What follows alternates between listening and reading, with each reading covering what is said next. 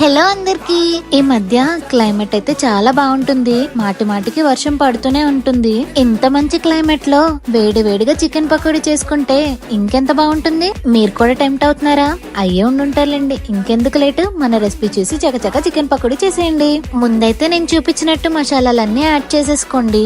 అలానే ఒక table spoon corn flour, మైదా, శనగపిండి యాడ్ చేసేసుకోండి. ఇంక ఇవన్నీ మంచిగా ముక్కలకి పట్టించిన తర్వాత ఒక 1 అవర్ వరకు డీ ఫ్రిడ్జ్ లో పెట్టేసి మ్యారినేట్ చేసుకోండి.